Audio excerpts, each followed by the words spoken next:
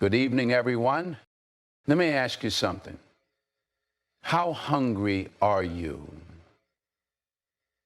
Not for food, for success, for growth, for purpose.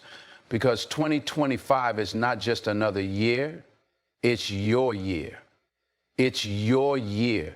It's the year you stop hoping and start doing. The year you stop dreaming and start grinding. The year you stop dreaming and start grinding, it's just, but let me be real with you. It won't come easy. Greatness never does.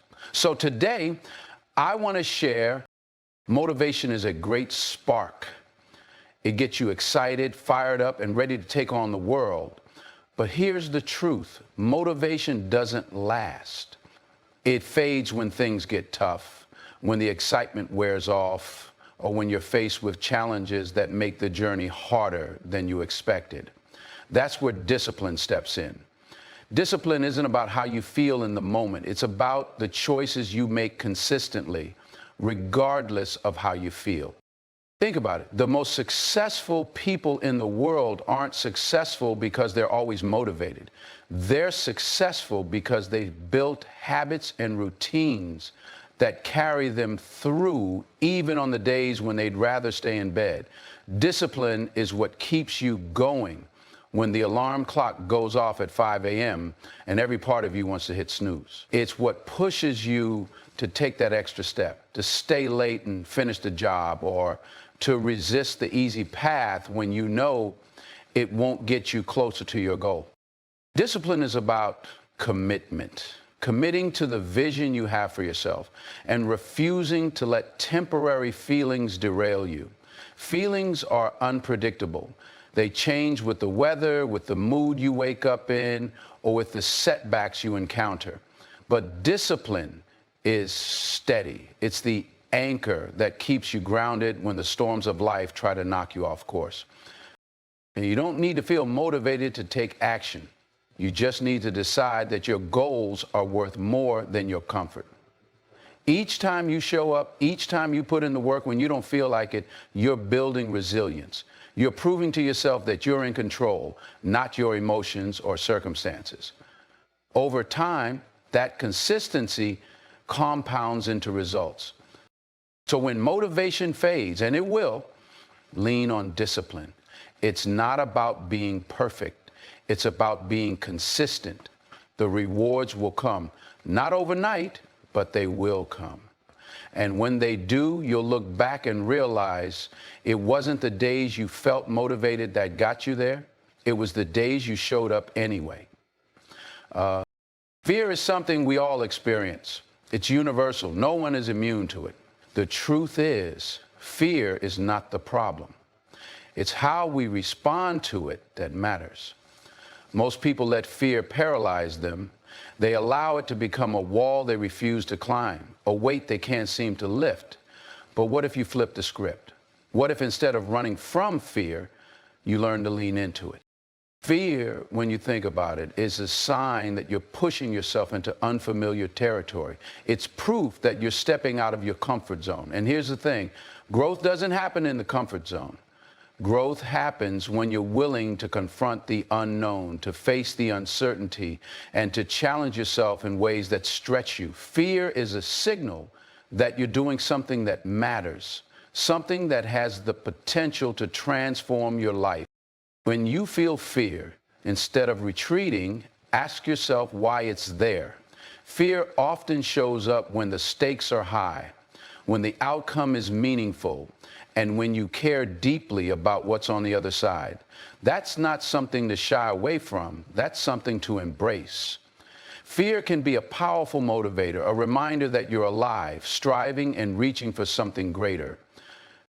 Think about every great accomplishment in history.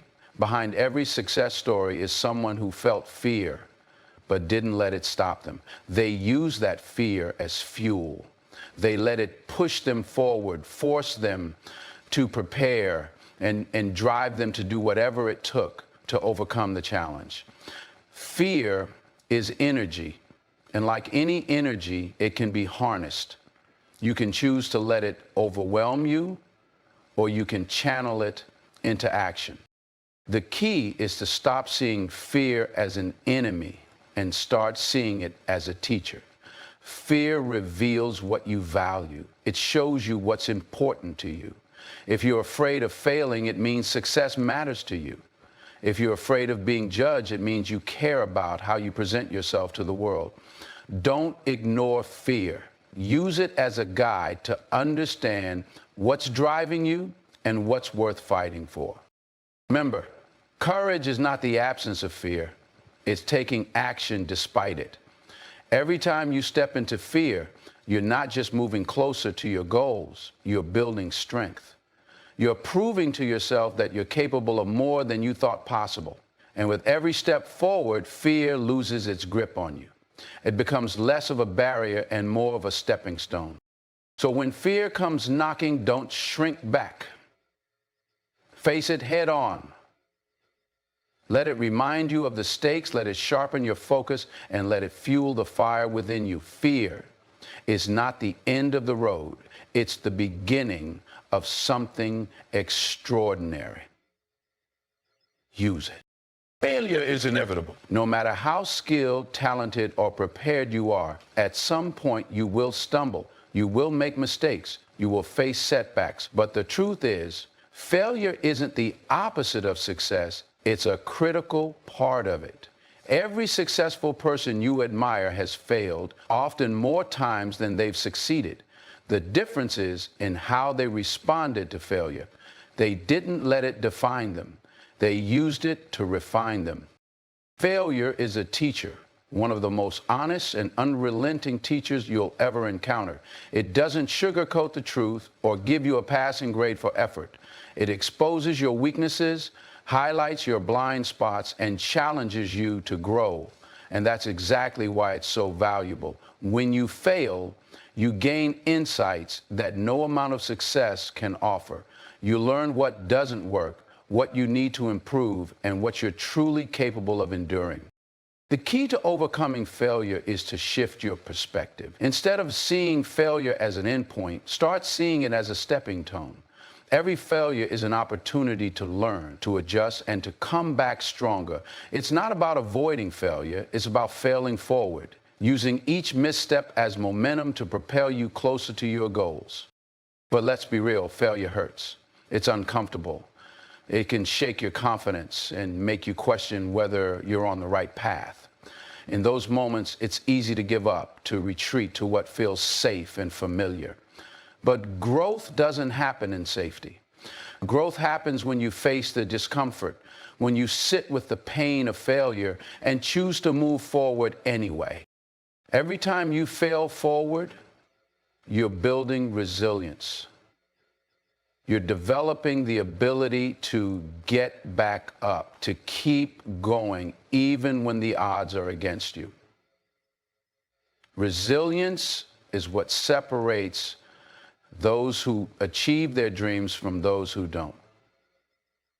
It's not talent or luck, it's the willingness to keep trying, to keep learning, and to keep pushing no matter how many times you fall. Think of failure as part of the process, not a deviation from it. The road to success is rarely a straight line. It's filled with twists, turns, and obstacles that test your commitment. But every time you navigate one of those obstacles, you're gaining experience. You're becoming stronger, wiser, and better equipped for the challenges ahead. So don't fear failure. Embrace it, expect it. Know that it's a natural and necessary part of the journey. When it comes, don't waste time dwelling on what went wrong. Instead, ask yourself, what can I learn from this? How can I grow from this? What's the next step? The faster you move from failure to action, the faster you'll move towards success. And remember, failing doesn't make you a failure. The only way to truly fail is to stop trying. As long as you're learning, growing, and moving forward, you're on the right path. So take risks, make mistakes, and when you fall, fall forward. Because every failure is just a stepping stone to the success you're destined to achieve. The people you surround yourself with has a profound impact on your life. Your mindset, habits, and ambitions are influenced by the company you keep. It's often said that you are the average of the 5 people you spend the most time with. And there's a lot of truth to that. If you want to grow, achieve, and excel, you need to surround yourself with people who embody excellence. Excellence isn't just about success or status. It's about mindset, discipline, and character. It's about being around individuals who are not afraid of hard work, who push boundaries, and who strive to be the best version of themselves. When you're in the presence of excellence, it challenges you to raise your own standards. It forces you to question your excuses, your limitations, and your comfort zone. Excellence. Take a moment to reflect on the people in your life. Are they uplifting you or holding you back? Do they challenge you to dream bigger, or do they settle for mediocrity and expect you to do the same? Being surrounded by negativity, laziness, or complacency can drain your energy and dim your potential. On the other hand, being around those who are focused, driven, and inspiring can ignite a fire within you.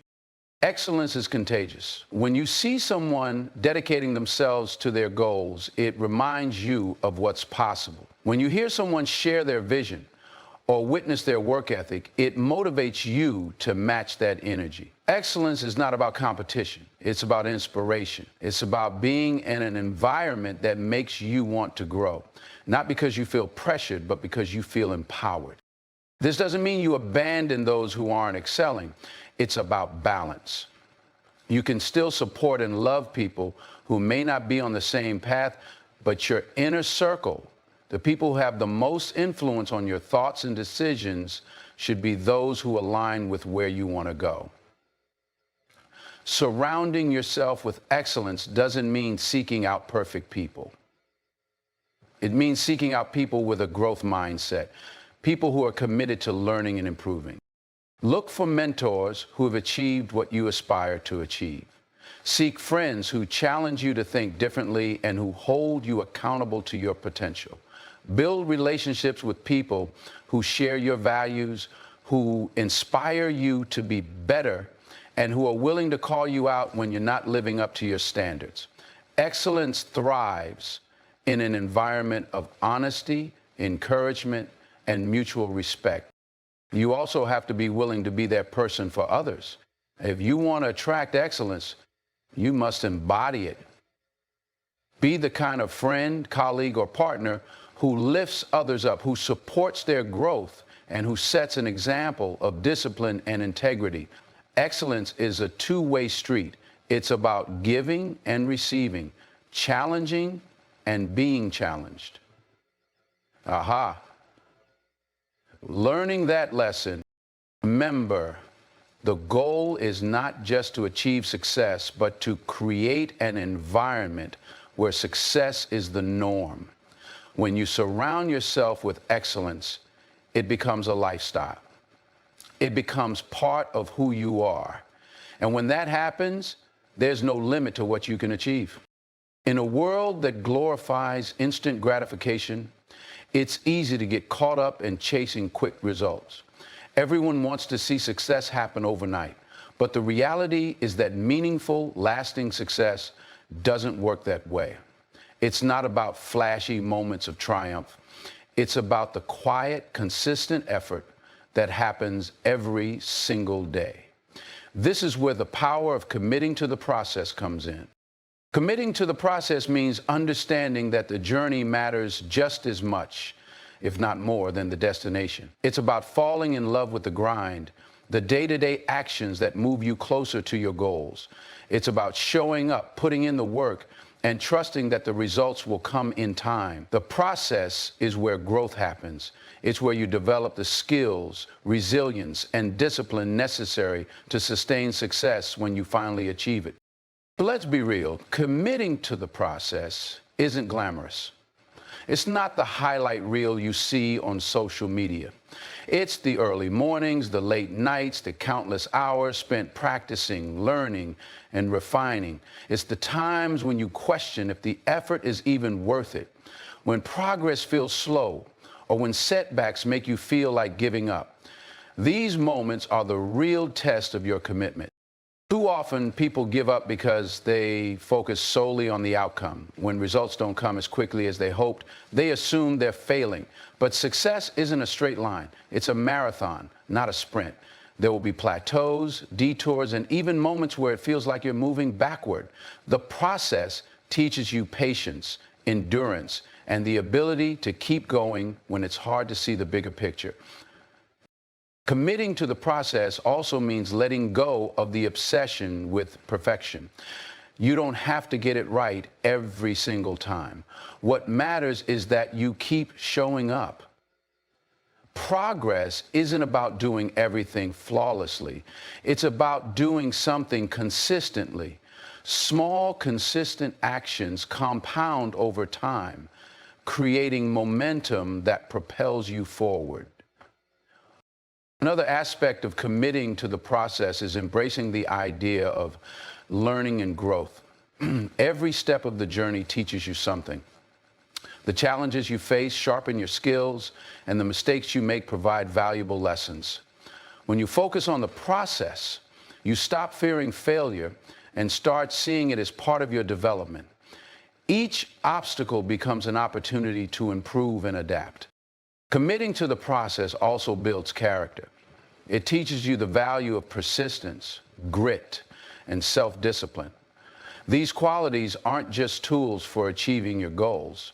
They're qualities that will serve you in every area of your life. When you commit to the process, you're not just working toward a goal. You're becoming the kind of person who can achieve and sustain success in anything you do. The most fulfilling achievements don't come from shortcuts or luck. They come from the journey. They come from knowing that you gave your all, even when it was hard, even when no one was watching, and even when you weren't sure it would pay off. The process shapes you in ways the outcome never could. So don't rush it. Don't be so focused on the finish line that you miss the lessons and experiences along the way. Trust that the work you're putting in is building something greater than the immediate results you might be craving. Commit to the process, and the process will reward you, not just with success, but with growth, wisdom, and strength you never knew you had. So, here's the bottom line. 2025 is not waiting for you. It's not handing out freebies or guarantees. If you want something, you got to take it. You got to go hard every day, every moment, every breath. When December 31st, 2025 rolls around, I want you to look back and say, I gave it my all. Because the world isn't waiting for you to show up. It's waiting for you to stand up. Let's make it happen. Go hard and don't stop until you do. Thank you.